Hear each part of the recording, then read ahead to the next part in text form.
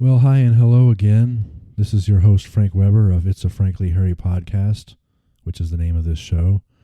Welcoming you back into the forest one more time. I'm so glad that you are here to join me again this week. I have a great show for you. It's a little bit of a different show. I say all those things a lot, don't I? And I'm really only going to be talking about one subject today, but I have a lot on which to talk about because I'm going to share some things about myself and actually some of my writing or tell you at least what it's about. Some podcasting experts have said before that podcasting is a great way to get to know hosts and guests, I guess to establish a certain level of intimacy with them, I guess you could say. If you listen enough, you're going to know me, the host, pretty well, and of course I'm still looking at introducing guests into the formula sometime in the future. But I'm glad you made it today, and with that we'll go ahead and get started. So one of the tenets of this show is I'm trying to gently prod society and culture into doing certain things that we don't seem to be very good at doing. I'm trying to do it in a non-judgmental or non-preachy sort of way, but it's difficult. I don't know if some of this stuff is the sign of the times or if it's something that we've always done as human beings. You look back on history and great works of literature like the Bible, for instance, and you kind of get the feeling that humanity really hasn't changed that much over time. But then in the last, I say maybe 5 or 10 years, it kind of seems like certain things, especially in the United States with all of our divisions and everything that we have now, that certain things are disappearing and people might be becoming more narcissistic or coarse in their actions at times. Today I'm kind of focusing on the topic indirectly, using my personal example. I kind of feel like doesn't seem to be as much help available as there used to be before the last 5 or 10 years or so. That may just be my perception. I may be wrong about that. And I still, get some help. I know some people here and there, and I'm grateful for their help, but it just, as a general rule, it seems like things in that department have declined, and I'm not really certain why. I would like this show to be a benefit to all people equally, and I'm looking at ways about how that could possibly happen on a societal level.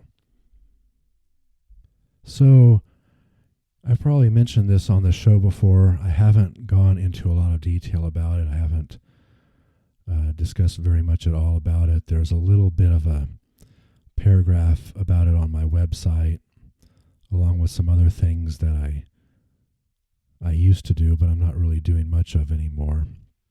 But as a personal story on this, I wanted to talk about my foray into authoring books. And that is specifically authoring books of fiction. And it's a fun process. It takes a little while to write a novel-length book and then go back and edit it and then try to figure out a way to publish it and get it out there into society so that people can enjoy it. And so anyway, I was just thinking about this because I'm getting close to about 2 years since I started writing the only finished book I have, right, which was called Stranded Fantasy. So about April of 23, I started writing it. I finished the first draft in January of 24, and then I went through a couple of self-editings, and maybe a little bit of rewriting for the 3 months or so after that. So the whole process right there took about a year. And then afterwards, I had to figure out, not having a lot of experience in this profession or industry, of how to get it out there for the mass public for their enjoyment. Now, let me tell you a little bit about the book. I haven't been real open about this. Very few people have asked me about it, which is somewhat surprising. And I've been kind of hesitant to share it with them. But I decided I'm going to go ahead and share a little bit with you today, so you're in luck here on the show. So the book is called, or at least what I titled it without any input from anybody else so far, is Stranded Fantasy, right? And its inspiration actually came from an old, I think it was a Bud Light beer commercial from like the mid-'80s. And this guy, it was only 30 seconds long, right? So there's no time to develop a plot or anything of value other than they were just trying to sell beer. But this guy randomly, I guess, came down on this planet, a single, I guess there was nobody with him, solo pilot. And apparently it was a planet inhabited only by women. And then there were some beautiful women that I guess came up to a spaceship and I guess technically captured him. And that was really all we knew about that plot. And apparently it's not a particularly new plot. I mean, they had made some old movies like in the 50s, maybe even early 60s about this. Very much B movies. They weren't really in the mainstream or anything like that. So I decided I was going to go ahead and make a novel about this and add some substance to the story and some excitement and, maybe even a little bit of love and romance and everything. Try to make a complete story about it. So I wrote about this guy who was a space cowboy. He goes on various missions, kind of like a James Bond, or some of them are a little bit more mundane or routine. And he's very good at his job. He works for a boss who's very pleased with his work. But in terms of his personal life, he's been kind of down on his luck. He's a widower, lost his wife in the last 2 or 3 years before the book was set. And so he's kind of lonely. He's kind of wanting to get out there and find a new love, be with somebody new or whatever. And he may be close to retirement. He doesn't know. But he goes on another mission for this guy after coming back from this difficult mission. And this new mission is supposed to be pretty routine. So he goes out into space and, winds up having a computer malfunction and winds up having to land on this planet full of women where he meets mostly good people, meets a new love interest, has kind of a different sort of a bad guy there. And the novel, as far as its tone, is pretty slapsticky. But there's a lot of great messages there. I mean, it's an archetypical storyline, that's been recycled, as I had said before, several times over the years. And it's kind of slapsticky, but there's a lot of good morals, good messages to the story. You can, of course, have good messages even in comedy and satire, which is something that I think a lot of people have forgotten about. And I'm always thinking about the movie Blazing Saddles, which has some harsh language in it that was a little bit more acceptable in 1974 than it is now. But how many people watch that movie today and understand what it's truly about versus focusing on bad language and the negatives of it is because satire can be used to make a point, and we did a great deal of that in the 1970s. A TV example of that would have been All in the Family and Archie Bunker, But anyway, I wrote this book, and it was a lot of fun writing it. I enjoyed writing it, and I I know I may have like a certain creator bias toward it. I probably do. But then where do I go in terms of actually publishing this was the next question that I had to answer. So I'm really excited about my book, and there's several different options these days for getting a book printed and published out there for the public. And you have to be kind of careful nowadays because there's also some shysters out there.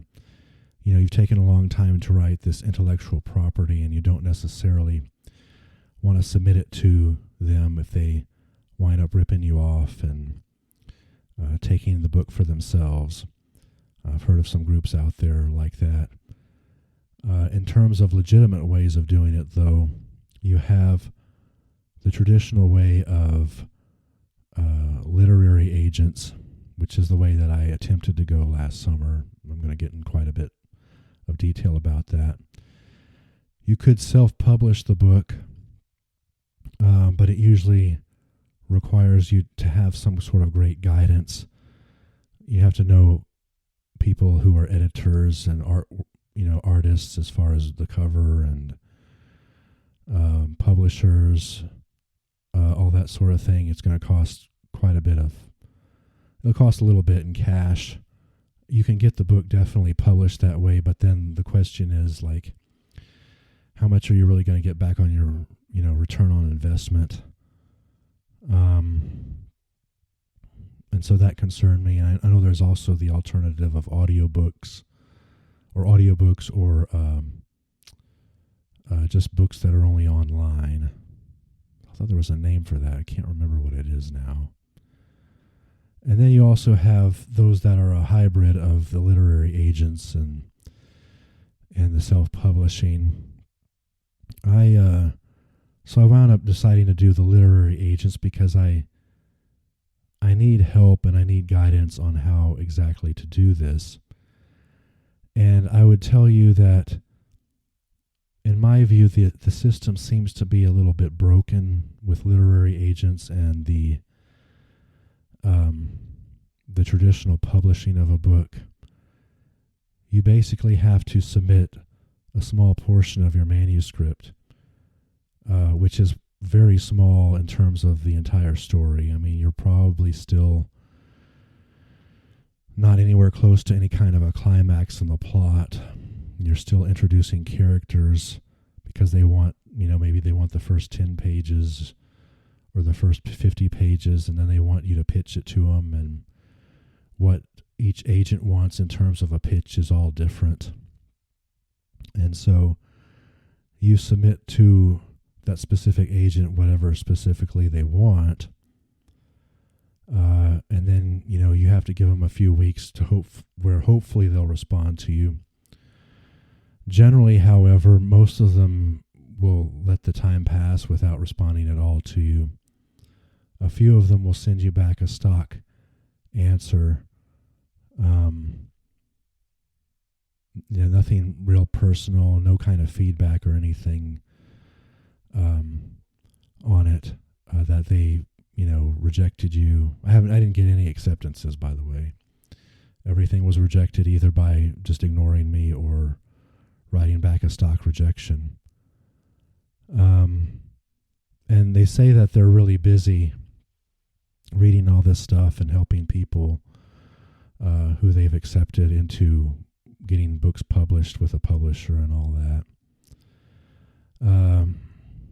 I'm not really here to discuss, their other duties or anything like that, but to not get a lot of feedback is basically the same as not getting a lot of help and not really getting an understanding, for instance, of how I could have made the manuscript more publishable.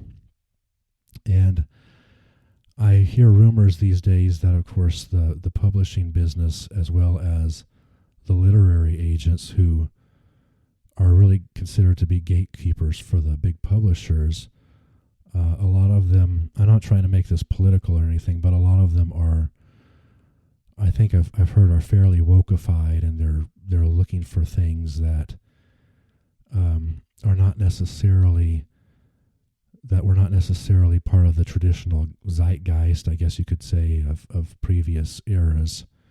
A lot of them, if you look at their profiles, they're looking for what they think are underserved voices and certain minority groups. I mean, which is almost everybody in society these days, it seems. But I don't know. There's nothing wrong with that literature. I'm not putting it down, but there are people who have done artwork and writing for millennia who may be considered to be underserved in some way, and they managed to get their works out, assuming it was good.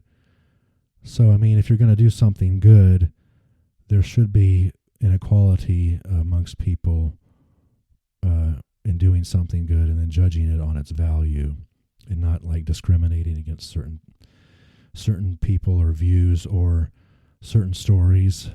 I mean, would my story have worked better 30, 40, 50 years ago? Like, maybe, compared to the people who are doing literary agent work now. So I'm really saddened by that. I didn't get a lot of guidance and whatnot, as I'm telling you now. So the path to creating anything, I think we all have a certain creative, I guess you could call it gene or something in us. I mean, we're all children of God. God is the ultimate creator. We have something in us that wants to create. It may be more in some people and less than in others, but it's there. And the ability to create something that other people will really love and enjoy and get it out there into society and bring value to them. The process of doing that, whether you're writing a book or a play or, doing something, doing a painting or music was another example. The creative path just seems so steep and so difficult to navigate and climb, and it also seems very long. And I mean, you have to take a little bit of time to create something, and think about your messages and the points you're trying to get across. And of course, we'll just limit it to the book example in my own life here. But then you have to go through these gatekeepers like literary agents who are not willing to help you, and maybe maybe my book is not in the best shape it needs to be in, but I don't get any feedback on how exactly I can make it better. And then in the off chance that somebody liked it and wanted to move forward with it, I would then have to, submit it to a publisher who can do all these other things that I would have to pay for myself if I had been self-publishing. And then the editing may be such that could become a totally different work, something that I wasn't actually intending it to be. That happens a lot in writing and the visual arts. People have an idea, and then somebody wants to come along and totally rework it, and then it's not then it's not what you intended. And so that's an additional barrier, because your art is an extension of you. This podcast is a certain form of art, and getting to know me. And when somebody goes out and just totally changes it up, then that's another barrier that we put up between ourselves of living in community with one another and getting to know each other. And this is where the whole point of this episode is coming in here. I know there's no guarantees in life, especially in the arts, but I have to ask myself, well, where is all the help? Where can I go? And I know you can spend money to take workshops and get advice from people who have been there before, and maybe they can lead you down the right path. Maybe they know somebody.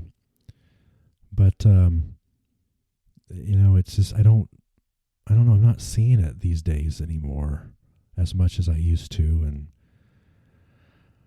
I don't know. I know I've kind of gone on and on and on about the rant there, but we as the human species, I think we can do a lot better on this. We can help each other. We can do the tit for tat thing if you want to, and just really, make our lives better. Help us to get out there more, and it doesn't even necessarily have to be with the arts. I mean, it could be with some other things. I mean, the list is potentially endless. A good example this time of year, a lot of us don't know the tax laws real well. I mean, you can't really blame anybody for that, so we go ahead and we get our documents together and we hire an accountant, or CPA, or one of the, I think they call them enlisted agents, to help us to file our taxes. And I would tell you from one of the classes I'm taking right now that I think the IRS depends somewhat on people not knowing the tax laws in order to have them pay more taxes, because, legally you can plan and get around them. But anyway, the CPAs and the related agents to that, they help us with our taxes and we pay for it. And the same thing is true with these other endeavors. And I'm just saying that the society that we live in would be a hell of a lot better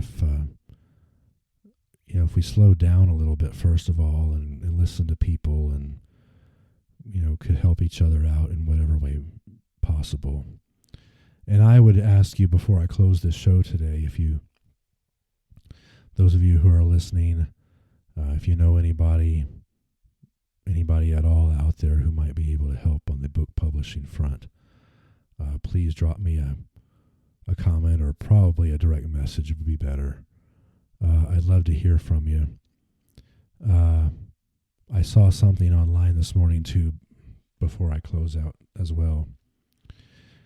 When it comes to things like this podcast, or writing books, or writing articles, as I did before for Life's Comedic Odyssey, somebody had a picture on a social media thread that said, I want to create something beautiful, I already screwed that up there. I want to create something beautiful even if no one cares, is what the message said. And I thought that was a beautiful saying that was appropriate to today's show, and kind of what I'm feeling this week. I think my book has a lot of value, but getting it out there and getting it to the masses is quite the challenge. So, and anyway, doing this podcast once a week requires a little creativity. I didn't think about that topic until this morning, actually. And I'm glad that I was able to share that with you. Maybe I haven't told you enough to make you want to read it, but with that, I'm going to go ahead and wrap up the show here. I think that's pretty much all I wanted to say. I'm so glad that you joined me here once again in the forest. Please, as always, tell friends and family to hit that subscribe button. And whoever you run into, wherever you run into, at the grocery store, or the spa, or the car shop, or contractors even. Heck, I just finally got my house repaired this week. I was so glad that's over with, or at least it is with a contractor. I don't know. Now we're having some issues with insurance, and that's always a hassle. And but whoever you run into, tell them about this show. It's a Frankly Harry podcast with Frank Weber. I'd love to have them on as listeners. And who knows, maybe as guests if they have something really interesting and fun to talk about. Just go out there and try to help people in some small way. It doesn't have to be big. I think I said that a couple of weeks ago, but just go out and let's try to help each other and be courteous to one another, and and love one another actually would be really a great thing as well. Now I lost my train of thought and my calls to action here. So I said hit subscribe, tell other people. Oh yeah, obviously I welcome your comments and messages as well. I would love to hear from you. This is supposed to be an interactive thing. Sharing is caring. I want to make something beautiful, even if no one cares. But I think some of you do care out there, and please make yourself known. I would really appreciate it. So, anyway, for It's a Frankly Hairy podcast, I'm Frank Weber. I'm going to sign off from the forest here this week. Thank you for joining me. You don't know how much it means to me. I love you, and I'll see you again later. Bye.